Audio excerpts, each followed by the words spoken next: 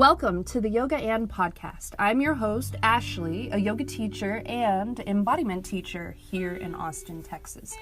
I am curious about all things yoga and today we will be sitting down to chat with Brandi Jo Perkins, co-founder and co-owner of the apothecary Earth Commons. She is both an herbalist as well as a yoga teacher. We will be discussing all about yoga and herbs, so sit back, relax, and enjoy the episode, y'all. Joining us on today's show is the lovely, the talented Brandi Jo. Hey, how are you, Brandi? I'm good. How are you doing? I'm doing well. I'm hanging out in my closet, and as I can see, you're outside in nature. I want to ask, because I want those listening to also know, who are you and where are you from? Okay, my name is Brandi, and some people call me Brandi Jo. Brandi Jo Perkins would be my full name. I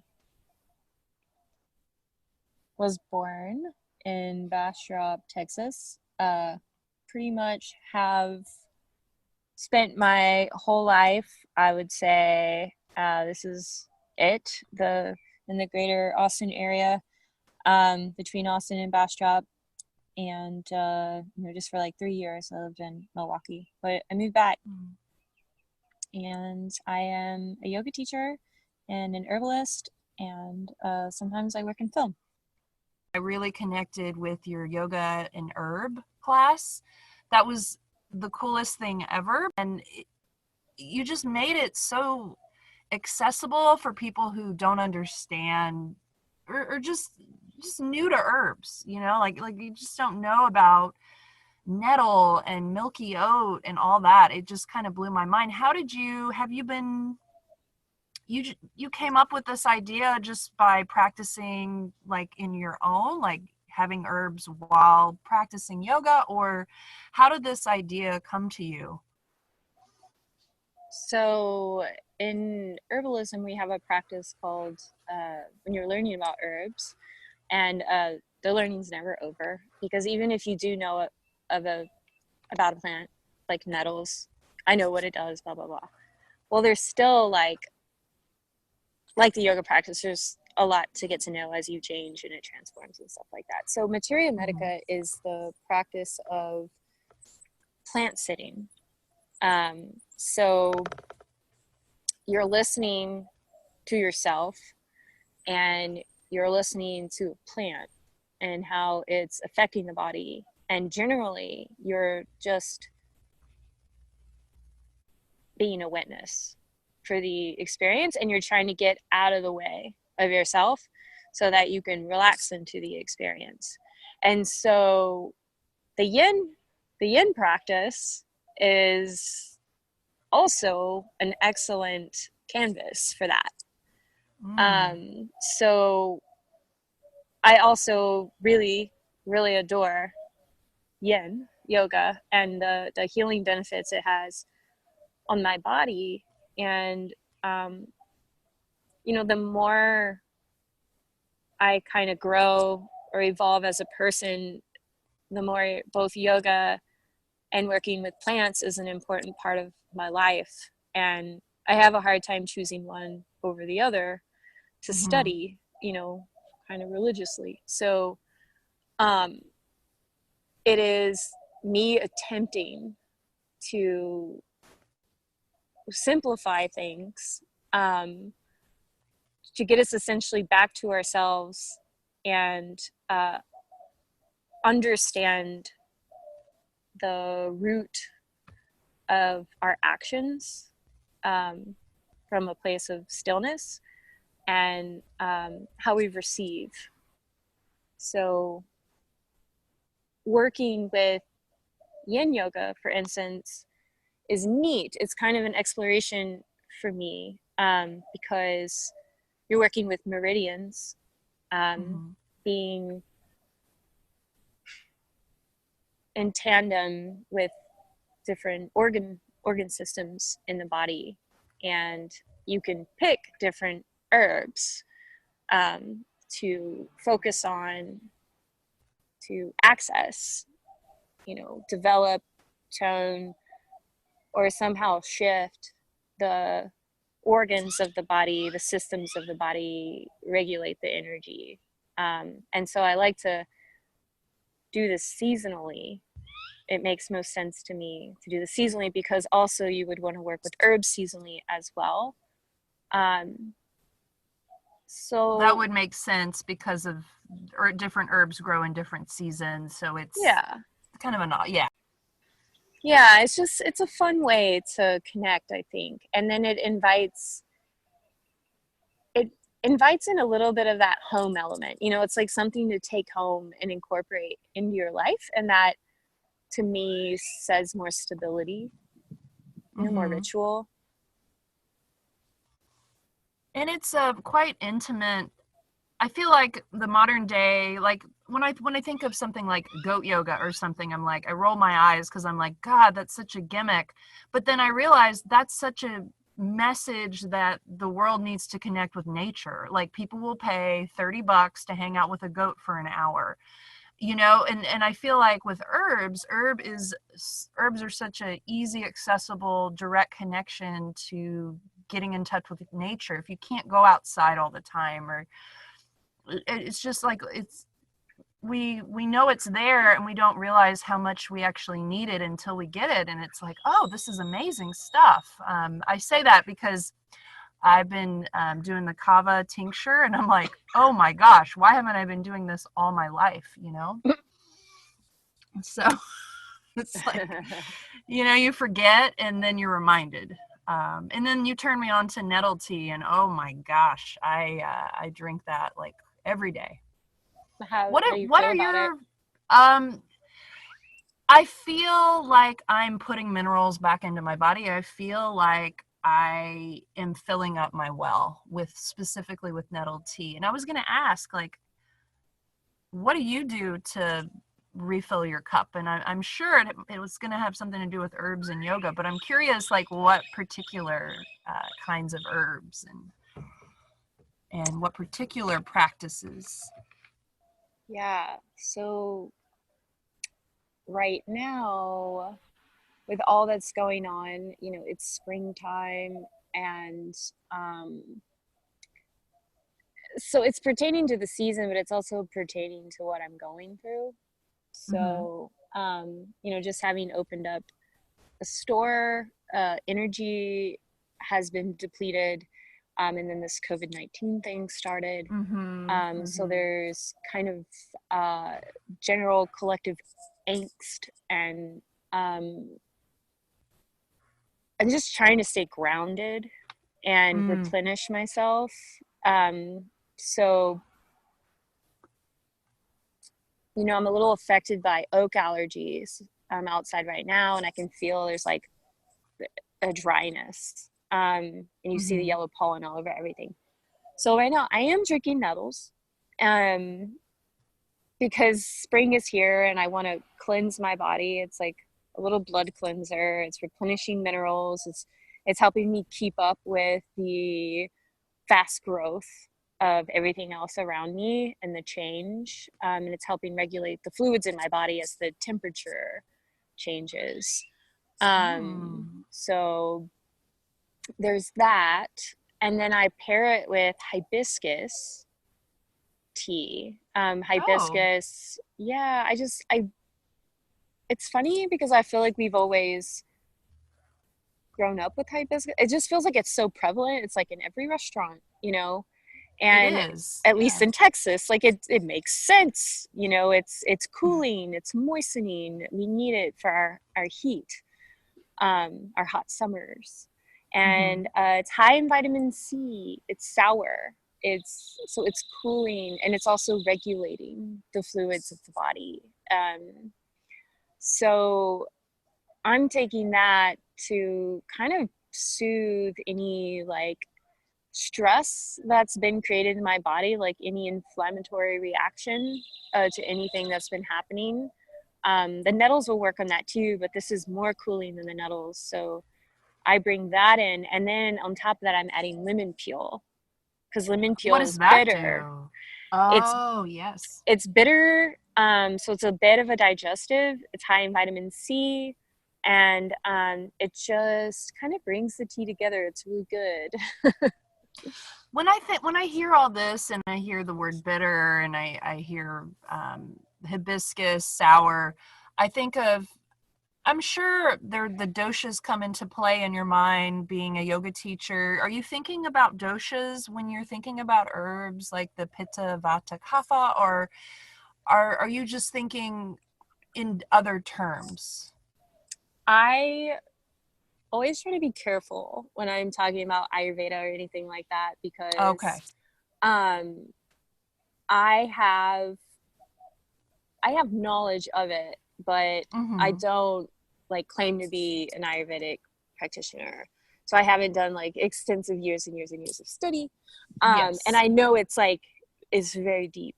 So on the surface Yes. of things, um, yeah, like I could think of my own constitution and what I know about it or other people's, like there's there's an Ayurvedic way of talking about it, like the kapha pitta vata, Mm-hmm. um, but that also just applies across energetics in general. So yeah, someone can be cold and damp, they'll have like paler skin, you'll see signs of stagnation, and then someone can run hot, which is more, Okay. pitta.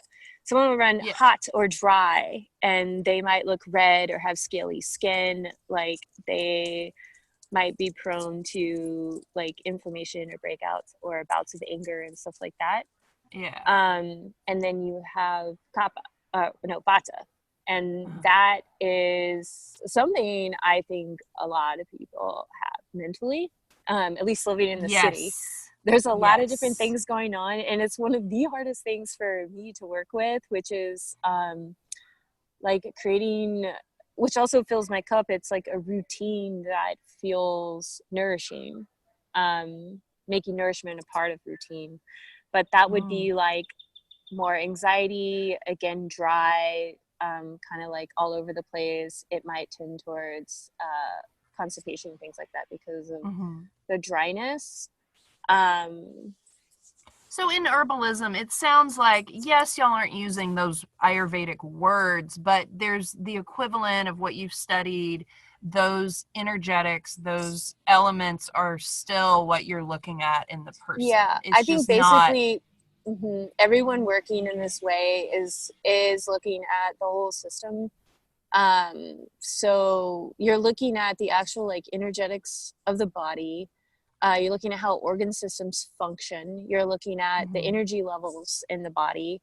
And you're looking at like a state of mind with somebody, or like the state of Mm. like emotional state that they're in as well. So truly holistic is what you're looking at. So tell me more about your apothecary, because I know you have a product line called Ritual Union, right? And then you have your apothecary that just opened called Earth Commons, and I really love both of the names. Could you tell me like more what's if there's how you got these really cool names, what's behind the names of these? Um, Ritual Union just it just happened. It wasn't like anything I had to think about. I started out making a face oil, which I'm still making to this day, called Golden Kiss. And of course, it's like evolved a lot, but I wanted to put a label on it, and the name just, I don't know, it was like Ritual Union. I wanted to emphasize how important ritual is, and then this aspect of union in ritual. And I think that's beautiful. thanks. The act of caring for my own skin has been a very healing journey. Um, just a little bit of personal information. I haven't always cared for myself very well, and there was a time in my life where even there was a lot of negative self-talk, and it's like if you couldn't fix it from the inside right away, it's like you could do things to start to habituate care and love for yourself, you know, at least like touching yourself and sending in, like I would touch myself and literally send in like words of love to myself. And that was the ritual, and that's how these things were like created. So that was ritual union. And then Earth Commons just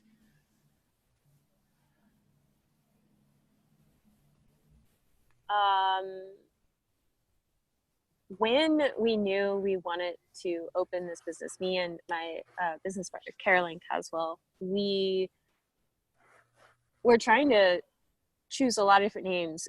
It was actually funny. I guess maybe because it was two people, like it was harder to choose. But I mean, it was the name that we kind of landed on right away and we really liked. And then we polled a lot of people, and it ultimately came back to that. And the reason why we liked that name is because it felt like what we were trying to do is create a container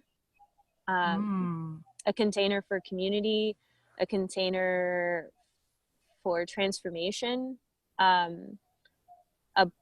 place for people to come and be and share and grow, which is like a vulnerable thing to do. Yeah. So we wanted to have like hearth. I like that, hearth. That's a beautiful word.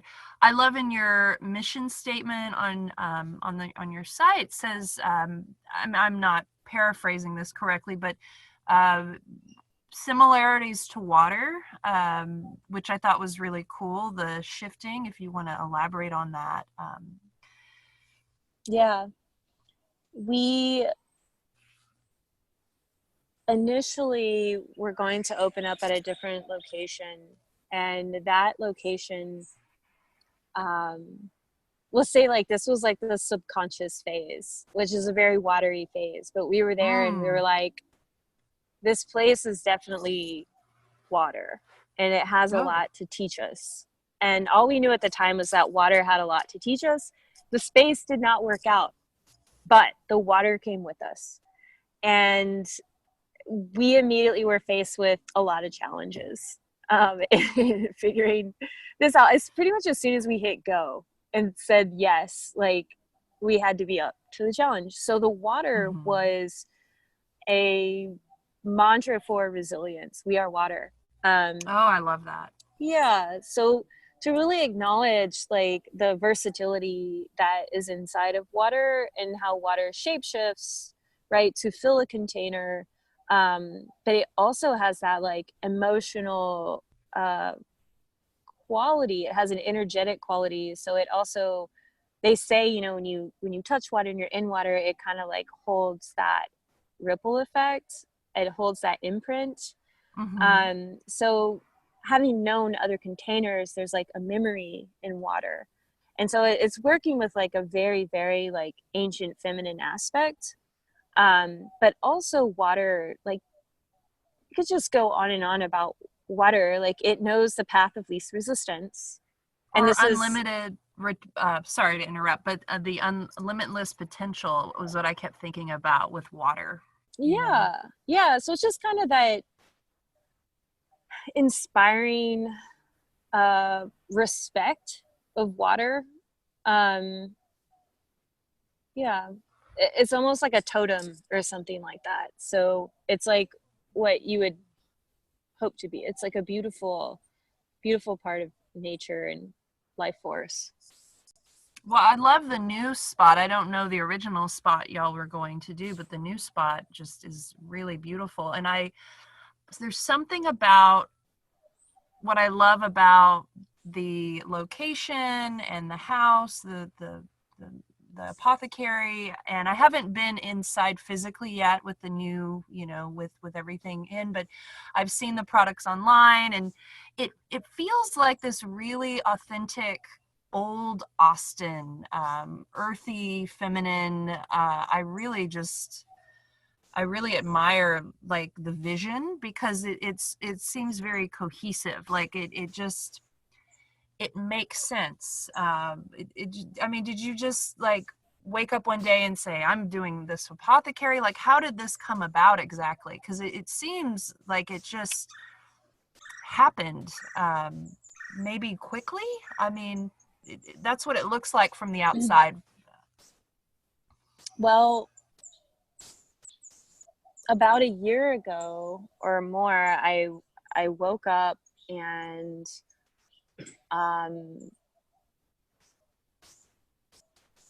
I just had a really strange feeling that something wanted to come through, and I didn't know what it was. There was just like this call to action, and I went and I talked to one of my mentors, and at first I thought I was like supposed to study Ayurveda. I was like, okay, I'm gonna look into going to this like 8-year Ayurvedic program, and it was very impulsive, but I looked into it and went and started seeing an Ayurvedic practitioner and started getting into it. And I was like, wow, this stuff is like really layered. And I had a very hard time connecting with it in a modern way. So long story short, I still incorporate some practices, but I just didn't want to 180 my life. So I kept having that feeling like something was pressing, and then I went and talked to another mentor, and was like, I don't know what this is that I'm supposed to do. Like, maybe I'm supposed to go, do da da da da. I was kind of just rolling over ideas, and then I was in the middle of looking for a new house and a new place to live. We needed a bigger space, and I was in the routine of calling residential numbers, and I ran across a commercial number, and I said, yeah, well, why not like just start to call and see what things are going for here in town. And I called about a space, and it actually, with other people involved, I was like, oh, we could open up a little space and just like see what it's like, to run a little business and, together. And it was cool because I think I asked 4 other people they wanted to be involved because the other ones were involved. And I kind of got the ball rolling, but we didn't. Like a cooperative. Yeah, it would have been like a cooperative of herbalists. And that didn't happen because the place went to a CBD company. And so it was funny because everybody just went silent, but one person, Caroline, who I'm partnered with now, reached out and was like, hey, would you like to keep looking? And I was like, yeah, let's see what happens. So we kept looking actually through the summer, and the more and more we were looking, the more like real it felt, but it also was something that I just put on the back burner, and I was like, if it's meant to happen, it'll happen. I'm not going to sweat. And then she found a place, and really what that place was, it was a place we didn't get, the second place. Really what that place was a catalyst. It really got our ass in gear and showed us that if we were serious about this, what we needed to do. Wow. So we had a few more months to kind of try to get things together really quickly, and then we found this place. So it all, like, once it happened really fast. That is we found exciting. The perfect place, like you've mentioned. We'd love it, and so we kind of had to jump on it. Yeah, that is it. It's really inspiring to hear, because people dream about going into business for themselves all the time or opening up shop, and it's inspiring to hear that there was a bunch of people interested in working with you, and then it kind of faded, and then one person was like, let's do this, and now she's your business partner. It's a really cool thing, and I think it gives people hope, like, we can do this. And I love what y'all are about, because it really is about, y'all are about educating and community and creating, like you said, creating a container for community. And And I just think that is a really cool thing. Yeah, we're trying. One thing that's kind of interesting is that, and it's exciting. I'm very much like a person of word. I like words. I like writing, you know. We seem to be together just inhabiting like a total new voice. I mean, part of it's a voice. I recognize this voice. I recognize my voice, but like, I really like working together on things, and I've always wanted like a partner to do something with. I feel like it's just the way for me anyway. So what are you into these days? How are you spending your days? Are you quarantining? What's going on? What I am quarantining when I'm not at Earth Commons filling orders. At Earth Commons, meticulously sanitizing, wearing gloves and masks and things like that. I have been working a lot on the website, which is finally having some cohesion. So there was a lot of back end things to do, and I'm trying to focus on not working when I can. And the working thing is not always like, it's not about bringing in money. You're just like working, you know, kind of planning, developing, creating structure, stuff like that. But that looks like me trying to do a lot of nothing, like blank space, silence. We watched a lot of The Wire. We finished watching that a few nights ago. I have not seen that yet. I want to check it out. You recommend it, I guess? If you finished it, it must be good. If you can get into it. I mean, it's okay. A lot of I don't know. It kind of took me a minute to get into it, but then once I got into it, I got pulled in, and it's a drama, and it sometimes makes you anxious.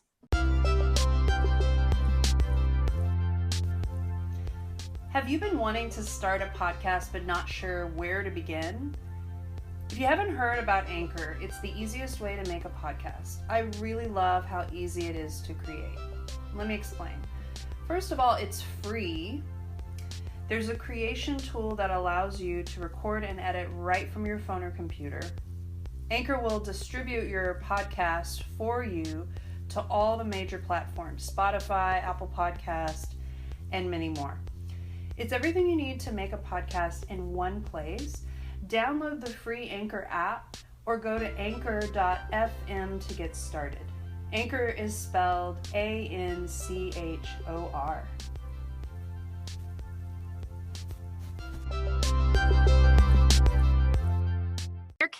Where can people find you? So you have your apothecary, you teach. We have the Earth Commons handle, which is at Earth Commons, no space. Okay. And there's Ritual Union, which is at ritual_union_. Okay. And then I have a yoga Instagram, kind of like I'll just announce things here and there. That is, I think, Brandi Jo Yoga. I don't even know. I'll put all this on the show notes. So if you want to follow Brandi Jo, it's all going to be in the show notes. And then are you doing any online classes right now, or are you kind of just pausing? Man, wasn't planning on doing anything like that, but we're having to adapt like everyone else. So we were going to have a monthly class called Center and Renew, and it wasn't necessarily, it wasn't going to be yoga per se, like, but it was going to be self-care and people coming together and doing something to refill their cup. And so it was going to be themed each month, and the first one would be coming up on April 2nd. But it's going to be online, and I'm getting an inclination to just do it for free. So you can watch out for that one. We're going to be announcing what we're doing about that really soon. And that will be through practice? No, that's going to be through Earth Commons. Okay. Yeah, through Practice Yoga, there was and might still be. I think everything's pending, you know, like the special workshops at the church and stuff. But there was going to be a spring yin series, yin and nutrition, and so that's usually like exploring the yoga and the herbs and things like that. That would begin like the second Tuesday of April. But I don't know if it's still happening. I don't know, Corona and all that. Maybe, yeah. But you know, Earth Commons is something we're exploring. So we have membership and stuff like that. If you do want to learn more about herbs, we have a monthly membership thing, it's really affordable and it's meant to like create community and keep you learning and all that. Well, thank you so much for being on the show, and I'm looking forward to stepping into Earth Commons soon, and this has been great chatting with you. Thanks. It's been good speaking with you. All right. Well, have a good rest of your day, Brandi. Thanks. Take care. All right.